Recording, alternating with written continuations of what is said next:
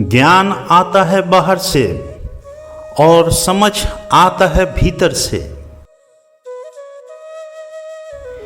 ज्ञान को रटने की हजारों तरकीबें निकाला जा सकता है, परंतु समझ को प्राप्त करने का कोई दूसरा रास्ता नहीं है। केवल एक ही रास्ता है, वो है होश में आना।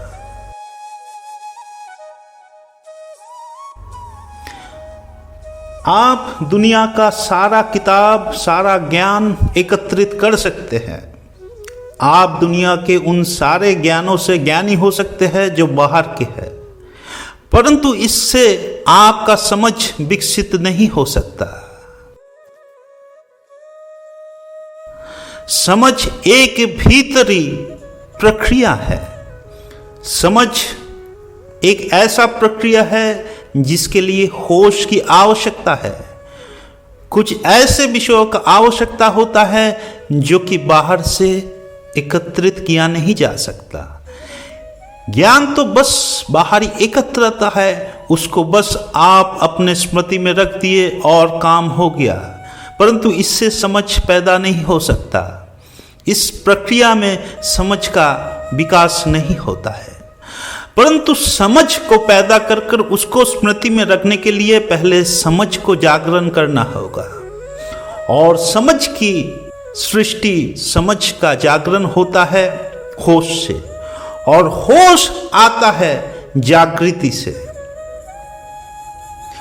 अगर आप होश में ना रहो, आप बेहोश रहो, तो आपके सामने दुनिया का अथाह भंडार पड़ा रहे, परंतु आपकी समझ तैयार नहीं होने वाला है।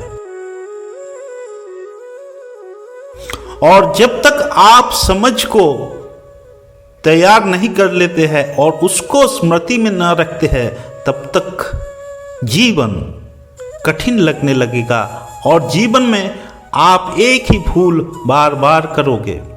इस कारण से समझ को सृष्टि करने के लिए अनुभव का जरूरी है, एक भीतरी प्रभाव का जरूरी है, एक भीतरी उत्थान का जरूरी है। समझ आसानी से तैयार होता नहीं है, क्योंकि ये आंतरिक प्रभाव है और दुनिया का किसी भी विद्यालय, किसी भी स्कूल, कॉलेज, यूनिवर्सिटी आपको समझ की शिक्षा नहीं देता है।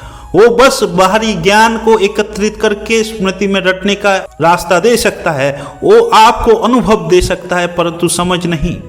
और अनुभव होने से ही समझ नहीं पैदा हो जाता। अनुभव तो बस अनुभव है, परंतु उससे समझ होगा या नहीं होगा, ये एक आंतरिक प्रक्रिया है। समझ एक विपरीत विषय है और अनुभव एक विपरीत विषय। अनुभव से समझ का कोई सीधा सा योग नहीं है। मतलब ऐसा नहीं है कि आपको अनुभव हो गया इसका मतलब भी आपको समझ हो जाएगा, परंतु जिस व्यक्ति को समझ हो गया इसका मतलब है उसको अनुभव हो गया है।